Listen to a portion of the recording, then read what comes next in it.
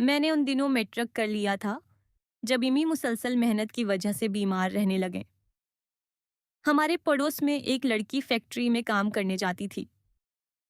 मैंने उससे जिक्र किया कि मैं भी काम करना चाहती हूँ। रोबीना ने मैनेजर से बात की और मुझे काम दिलवा दिया। यूं मैं भी काम पर जाने लगी और हमारे घर के माशी हालात को काफी सहारा मिल गया।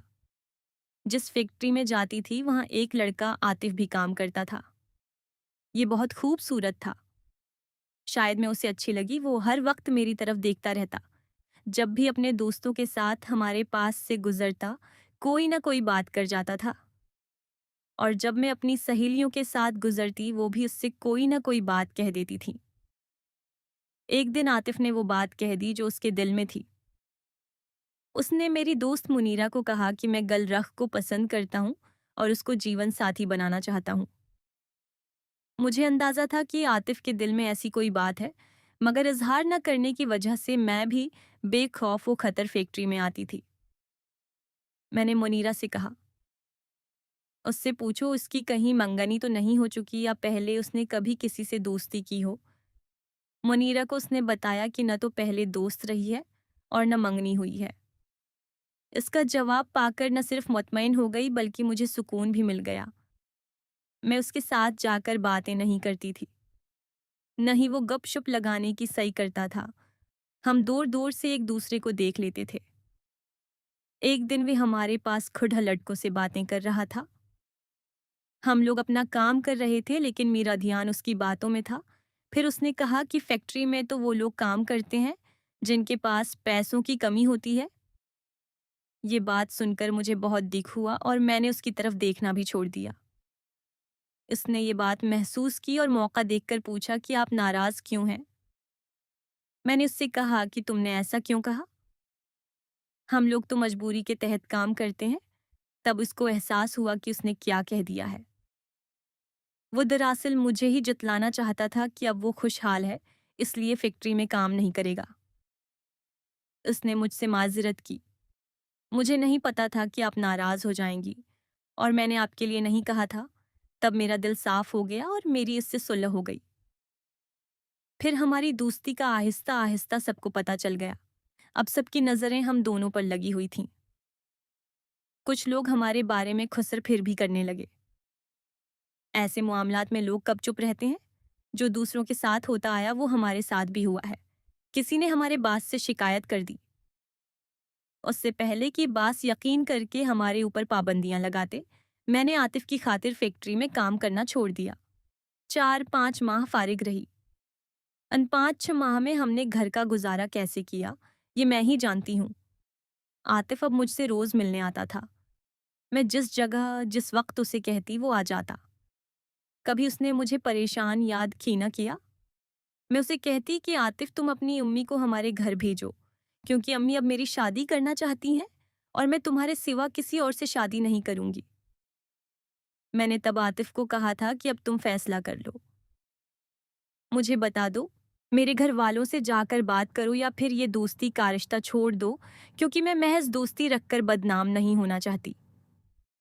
तब उसने कहा, मैं आज घर जाकर जरूर बात करूंगा। मुझे यकीन था कि वो घर जाकर बात नहीं करेगा, क्योंकि डरपाक और बज़दल था। 2-3 दिन के बाद जब मैंने पूछा कि घर बात की, तो उसने मुझे एक खत दिया और चला गया।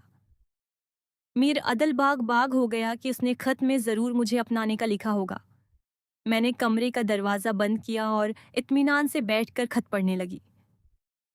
लिखा था, मैं तुमसे शादी नहीं कर सकता क्योंकि मेरे घर वाले नहीं मान रहे और मुझे मोहल्ले के लोगों ने बताया कि तुम्हारे वालिद तुम्हें छोड़कर चले गए हैं क्योंकि तुम लोग अच्छे नहीं हो।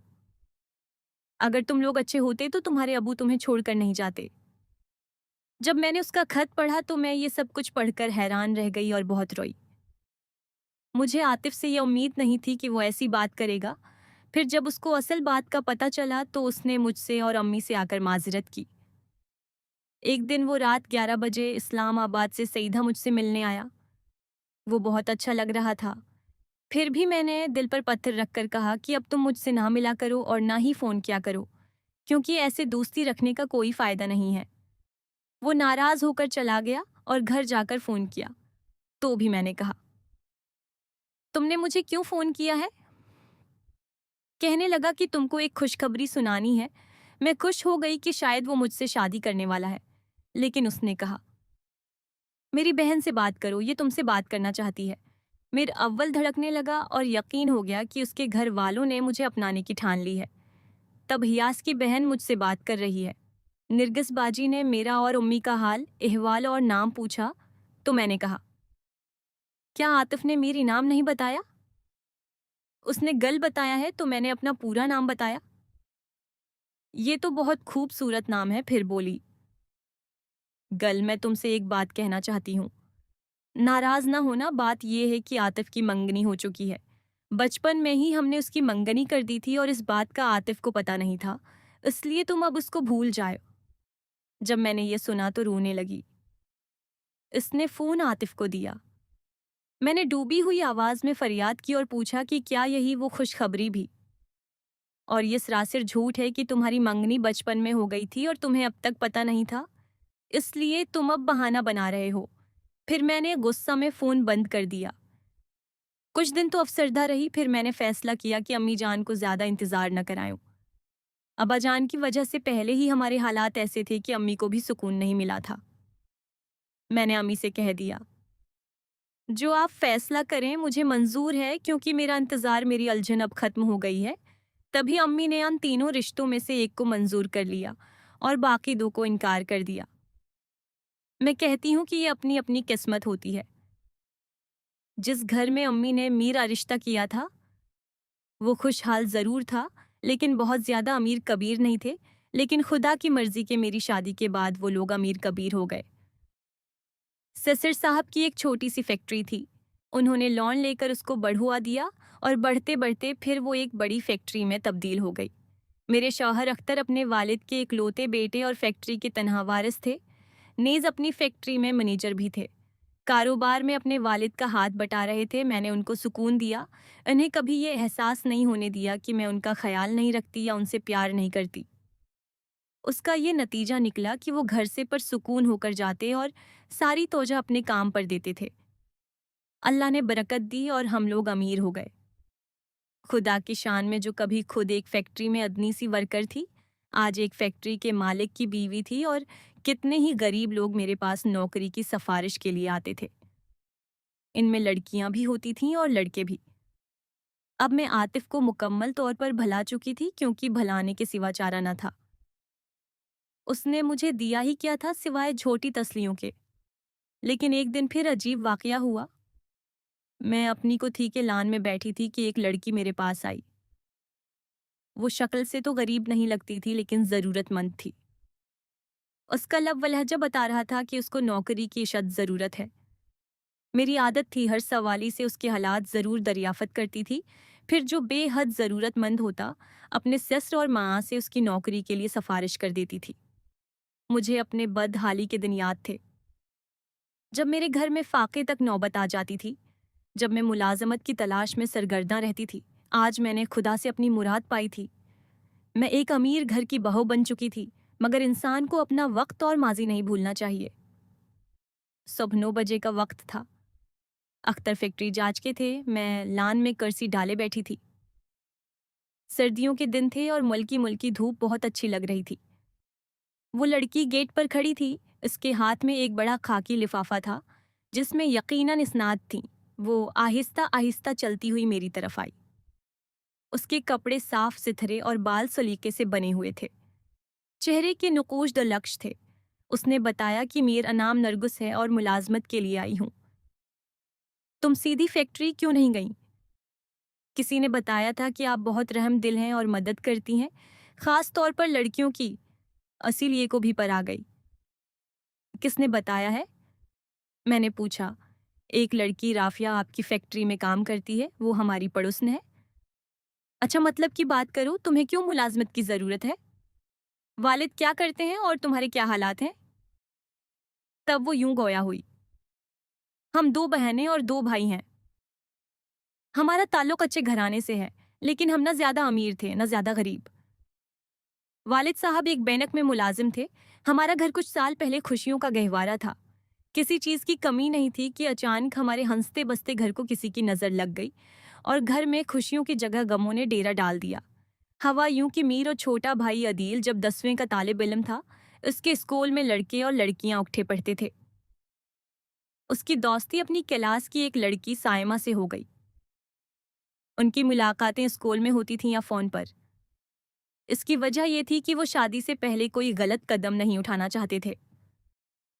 मेरे भाई ने अम्मी को साइमा के बारे में बता दिया था, लेकिन अम्मी ने अदील को काफी समझाया कि अभी तुम छोटे हो, ये रोश छोड़ दो क्योंकि अभी तुम्हारे बड़े भाई की शादी नहीं हुई। बड़ी बहनें मौजूद हैं, अभी से तुम्हारी शादी क्यों कर हो सकती है। वैसे हम शादी तुम्हारी मर्जी से देखभाल कर ही करेंगे। तब अदील ने मेट्रिक के पर्चे देने से इनकार कर दिया। इसका कहना था कि बेशक आप शादी जब चाहे करना, मगर रिश्ता तो देखाएं। ऐसा ना हो कि साइमा की कहीं और मंगनी हो जाए, फिर मुश्किल हो जाएगी। अदील के मजबूर करने पर अम्मी अबू साइमा के घर चले गए। इस लड़की के वालिदैन सीधे सादे और बहुत शरीफ लोग थे। उन्होंने बहुत खातिर मदारत की। अम्मी ने साथ ही रिश्ते की बात भी कर दी, जिस पर उन्होंने हाँ कर दी। अदील तो इस बात पर इतने खुश था कि हमने पहले कभी इतना खुश नहीं देखा था। बड़े भाई अभी शादी पर रजामंद न थे। अदील ने जब बीए कर लिया तो अम्मी अबू ने सोचा कि चलो छोटे का घर आबाद करते हैं। वो बेटे की खुशी देखने के लिए साइमा के घर तारीख लेने चले गए। किस्मत के फैसले भी अनोखे होते हैं। वो कभी तो प्यार करने वालों को जलाकर राख कर देती है और कभी जदा होने वालों को मिला देती है। ऐसा ही कुछ मेरे भाई के साथ हुआ। इसके प्यार को लोगों की नजर खा गई। किसी ने साइमा के वालिदैन को मेरे भाई के खिलाफ भड़का दिया कि अदील ठीक लड़का नहीं है, वो रात भर घर से बाहर रहता है। मगर ये सब गलत था। मीरा भाई बड़ा शरीफ लड़का था, वो अपने काम से काम रखता है। साइमा के वालिदैन ने रिश्ते से इनकार कर दिया। वो बहुत दलबरदाश्ता हुआ। उसने सोचा भी न था कि सालों की मोहब्बत ऐसे पल भर में टूट जाएगी। भाई ने साइमा से बात करने की बहुत कोशिश की, मगर उसने भाई से राब्ता न किया। तब भाई ने अपने माँ बाप की भी परवाह नहीं की और ऐसे लड़कों में उठना बैठना शुरू कर दिया जो निशा करते थे। एक दिन अदील भाई निशे की हालत में बाजार में अपने दोस्तों के साथ बैठे थे कि अचानक साइमा वहां से गुजरी। एक लड़के ने आगे बढ़कर उसका दोपटा पकड़ लिया। भाई जो ये सब देख रहा था बर्दाश्त न कर सका। साथ ही कसाई की दुकान थी, वहां से छरा उठा लिया और उस लड़के को मार दिया। वो लड़का वहीं दम तोड़ गया और भाई को पुलिस पकड़ कर ले गई। अबू जान ने थाने जाकर पुलिस वालों की मंत समाजत की तो उन्होंने रिश्वत के तौर पर उस कदर भारी रकम का मुतालबा किया कि अबू हैरान रह गए। इतनी रकम तो हम अपना सारा उसासा बीच कर भी नहीं दे सकते थे। मीर अबड़ा भाई आतिफ उन दिनों फैक्ट्री की मुलाजमत छोड़कर अपना जाती कारोबार शुरू कर चुका था। उन्होंने अपना कारोबार बेच दिया और जहां से भी रकम मिली हमने खर्च कर दी और भाई के लिए वकील भी कर लिया, लेकिन अभी तक उस पर कत्ल का मुकदमा चल रहा है। हमारी सारी जमा पूंजी खर्च हो चुकी है। मैं उसी वजह से मजबूर होकर मुलाजमत की तलाश में फिर रही हूँ, ताकि हम लोग घर का खर्चा उठा सकें और हमारा भाई फांसी होने से बच जाए। नरगस की आंखों में आंसू आ गए। वो अपने भाई की फांसी के तसव्वुर से रोने लगी। मैंने उसकी कहानी सुनी, मुझे बड़ा दुख हुआ, लेकिन आतिफ का नाम सुनकर मेरे कान खड़े हो गए। मुझे याद आया कि आतिफ की एक बहन नरगिस थी, जिसका वो कभी कभी मुझसे तज़किरा करता था, और भाई का नाम भी अदील था। क्या आतिफ ने कोई मुलाजमत तलाश कर ली है? जी हाँ, वो फिर से इस फैक्ट्री में काम कर रहा है जहाँ पहले करता था, क्योंकि वो बास उनको जानता है, लिहाजा उसने भाई को दोबारा काम पर रख लिया है। उसने फैक्ट्री का नाम लिया, तब मैं जान गई कि ये आतिफ की ही बहन है। तुमने इस फैक्ट्री में दरख्वास्त नहीं दी? मैंने पूछा। वहां का भाई ने मना कर दिया है। दिया क्या? तुम्हारे बड़े भाई की मंगनी बचपन में हो गई थी। नहीं, लेकिन भाई ने अभी तक शादी नहीं की है, क्योंकि वो पहले घर के हालात सुधारना चाहते थे, कारोबार करके रुपया कमाना चाहते थे। इसलिए जब भी अम्मी अबू शादी का कहते वो मना कर देते थे। अब मुझे सारी बात समझ में आ गई थी। मुझे नरगिस पर बड़ा तरस आया। मैंने उसको ये तो नहीं बताया कि फैक्ट्री की मालकी कौन है, जो पहले आतिफ के साथ एक मामूली वर्कर के तौर पर वहां काम करती रही है। मैंने उसके कागजात और दरख्वास्त वगैरह लेकर रख दिए। कल तुम फैक्ट्री आ जाना, मैं अपने खावन को कह दूंगी, तुमको जरूर नौकरी मिल जाएगी। रात को जब अख्तर घर आए तो मैंने उनको कहा कि मेरी बहुत ही अजीज सहेली की छोटी बहन को मुलाजमत चाहिए। इनके हालात बहुत खराब हैं, मैं कुछ मदद करना चाहती हूँ। उन्होंने कहा कि इस लड़की को मेरे पास भजवा देना, वहाँ हमें कुछ दरकर लड़कियों की ज़रूरत है। यूं नरगिस को मेरे खावंद ने अपनी फैक्ट्री में लगवा दिया। मैं दरपर्दा इस परेशान हाल खानदान की मदद करके बहुत खुश थी, मगर मुझे अफसोस भी हुआ कि आतिफ ने मुझे सच नहीं बताया। मुझसे अपने घर ये लो हालात छिपाता रहा और मंगनी का भी झोट कहा, और अगर सच बता देता तो मैं सब्र कर लेती। खुदा जो करता है ठीक ही करता है। शायद मेरे हक में यही बेहतर था कि आज मैं एक परतईश और आरामदेह जिंदगी बसर कर रही हूँ। मेरी जिंदगी में किसी चीज की कमी नहीं। अख्तर प्यार करने वाले शौहर हैं और मेरे बच्चे इस वक्त शहर के आली तरीन तालीमी इदारे में पढ़ रहे हैं। आतिफ को शायद खबर नहीं कि उसकी बहन जिस फैक्ट्री में मुलाजिम है वो हमारी है। इंसान भी क्या सोचता है और क्या हो जाता है। मुझे उसकी वो बात रह रहकर याद आती है जब उसने मुझे सुनाने को कहा था कि फैक्ट्री में वो लोग काम करते हैं जिनके पास पैसे की कमी होती है। आतिफ ने अपनी बहन को अपने साथ काम नहीं करने दिया क्योंकि वो ये बर्दाश्त नहीं कर सकता था कि उसकी बहन के साथ वही कुछ हो जो मेरे साथ हुआ था। यकीना कोई भी भाई नहीं चाहेगा कि उसकी बहन को कोई पसंद करे और फिर धोखा दे दे। कभी कभी तो जी चाहता है आतिफ को फ़ोन करके कहूँ कि जो तुम कहते थे कि फैक्ट्री में वो लोग काम करते हैं जिनके पास पैसों की कमी होती है, तो अब तुम कहो तुम्हारा क्या हाल है। तुम खुद बल्कि तुम्हारी बहन भी फैक्ट्री वर्कर है, और वो भी मेरी फैक्ट्री में, जिसको तुमने ठुकराया। देखो खुदा ने उसको किस लायक कर दिया है, लेकिन फिर मैं खुद को रोक देती हूँ कि कहीं ऐसा ना हो वो अपनी बहन को मुलाजमत से रोक दे। फिर खुदा को भी ऐसी बातें पसंद नहीं जिसमें गुरूर की झलक हो। ये तो अपने अपने हालात होते हैं जो इंसान को कहीं ना कहीं काम करने पर मजबूर कर देते हैं। फिर आदमी को जहाँ जैसा काम मिल जाए कर लेता है। काम करने से इज्जत नहीं घटती, बल्कि लिखेपन से इज्जत जरूर घट जाती है।